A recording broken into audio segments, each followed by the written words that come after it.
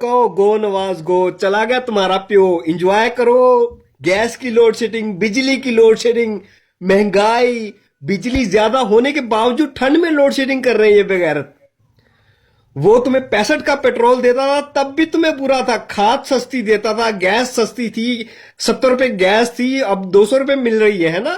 तो अब सुकून है तुम्हें। और कहो गो नवाज गो, अब चला गया तुम्हारा पे। और एंजॉय करो इस बोंगे को।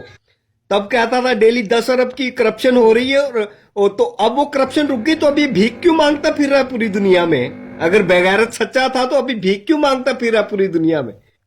और सच्ची बात मैं आपको बताता हूं, ये लोग डेली 1.5 खरब रुपए की, यानी 150 अरब रुपए की नुकसान कर रहे हैं मुल्क का। ये इमरान खान और पीटीआई लोग जो हैं। अभी जो महंगाई हुई है ये तो बिल्कुल अभी शुरुआत थी। अभी नया बजट आ रहा है, उसमें मजीद महंगाई करेंगे ये लोग। और कहो गो नवाज गो, जो तुम्हें 65 की पेट्रोल देता था और सस्ता सब कुछ देता था, वो उसको गो नवाज गो कहते थे, है ना। अब इंजॉय करो इस रो इमरान रो को। कारोबार तबाह, हर चीज तबाह, घर तोड़ दिए। बहरहाल जी, पाकिस्तान जिंदाबाद।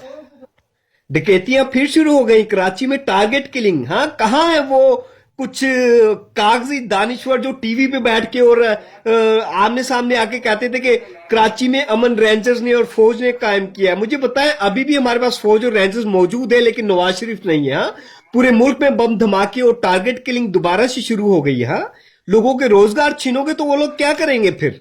और कहो गो नवाज गो।